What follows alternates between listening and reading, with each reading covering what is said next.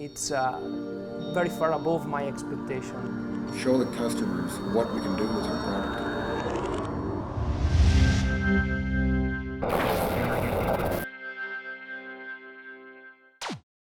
So I'm JoAnne Buth, I'm CEO of the Canadian International Grains Institute.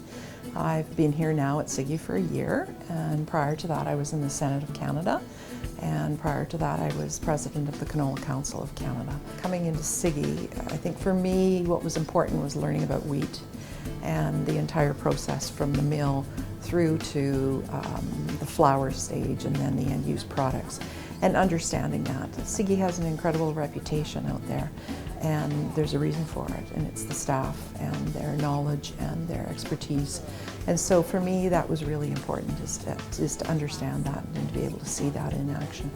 The highlight was pulling together the Canadian Grain Commission, Cereals Canada, along with Cigi, to go out on the new crop missions, to tell customers around the world, talk to them about the quality of the wheat that was coming off last year. And previous to that, some of the groups would do some areas, and so it really wasn't a coordinated effort. And we were really able to go out to different countries around the world and present a truly Canadian approach to things. Talking about the regulatory issues in Canada, talking about the crop quality, and the ability to show them the quality of the Canadian crop so they can get the best use out of it for their coming year.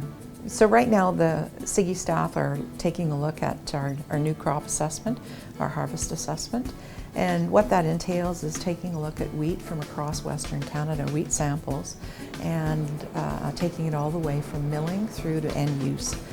So baking, noodles, pasta, and looking at the quality characteristics of that crop. Samples are collected from the elevator system across Canada. We have 9 grain companies participating this year. We do this work on behalf of the Canadian value chain, and it's really quite important because we are really the only group within the value chain that has that contact with the end-use customer. When the grain companies are making sales, it's buyer to seller, and Cigi's touch point really is the miller, the bakers, the pasta makers, the noodle makers. And so we have that contact with the end-use customer so that we can monitor and touch base with them and find out what is it that they're looking for and how is the crop performing. And that gives us the ability to feed that back through the entire value chain. So back through to the grain companies, but also importantly back to breeders in terms of what customers are looking for, also to farmers so that they can take a close look at what management practice they're using, what varieties they might be choosing, and to make sure that we've got this consistent quality product that the customers are expecting. Our focus is on training, education, transferring knowledge about Canadian wheat and Canadian pulses to customers around the world. It's really providing, when customers come here, that unique Canadian experience that they see what Canada's all about and the quality of the products and the wheat and the pulses that we can provide to them. Likely we will shift programming based on the market analysis report that was completed in conjunction with Cereals Canada, which really gave us some insight in terms of the markets we should be looking at and also the types of classes of wheat. Canadian wheat has a tremendous reputation amongst customers around the world.